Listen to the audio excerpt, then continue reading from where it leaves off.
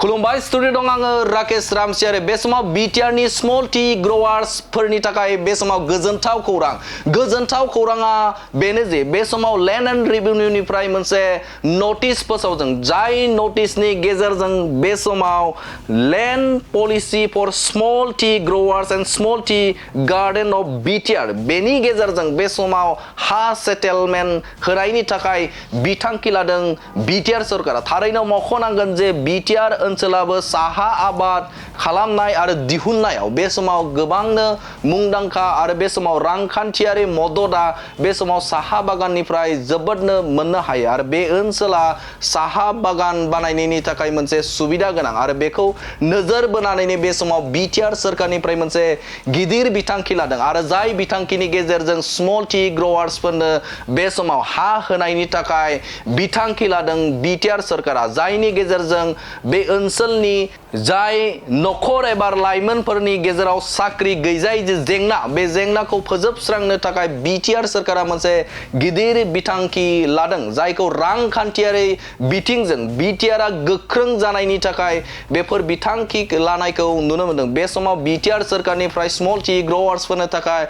ग्रवार बिथांमोननो हानि सेटेलमेन्ट होनो थाखाय बिथांखि लादों बिटिआर सरकारा बे समाव नोंथांमोननो फोरमायगोन जे बिटिआर ओनसोलाव बेसेबां साहा बागान दङ आरो बे साहा बागानाव बेसेबां हेक्टर हा थामहिनबा बेसेबां बिगा हाखौ बे बा हाया बे समाव साहा बागान बेखौ नोंथांमोननि गेजेराव फोरमायगोन बडलेण्ड बुब्लिनि गेजेरजों आरो बेनि अनगायैबो बे समाव सोर साहा बागान खालामनाय बिथांमोना हानि जे सेटेलमेन्टखौ थामहिनबा हानि जे पाट्टा बे पाट्टाखौ मोननो हागोन बे समाव नोंथांमोननो फोरमायनो थाखाय आखायाव लागोन थारैनो मख'नांगोन जे बे समाव जाय बिथांमोना बे स्मल टी ग्रवार्सनि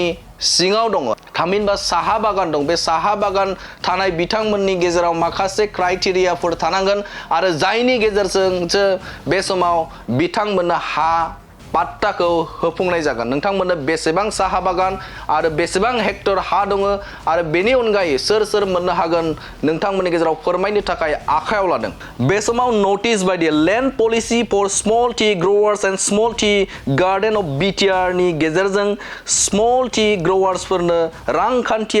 रांखान्थिखौ नोजोर बोनानै बे समाव हानि सेटेलमेन्ट होनो थाखाय बिथांखि लादों बिटिआर सरकारा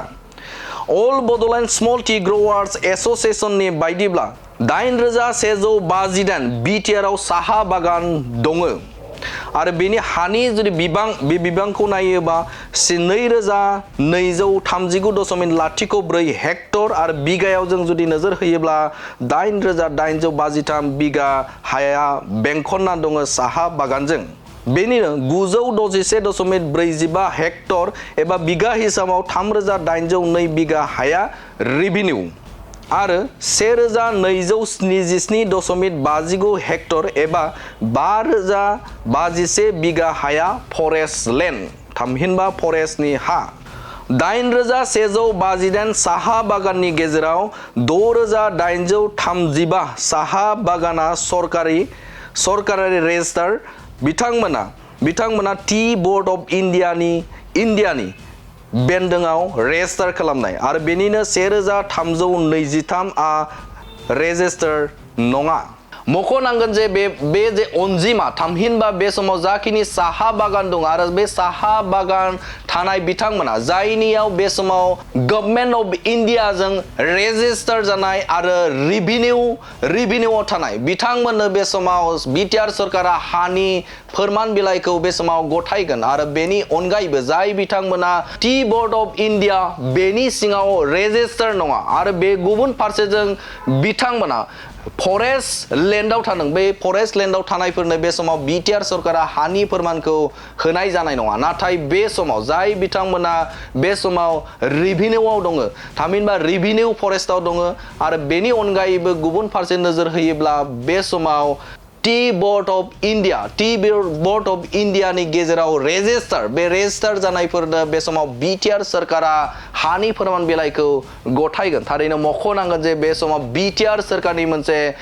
गिदिर बिथांखि आरो जाय बिथांखिनि गेजेरजों गोबां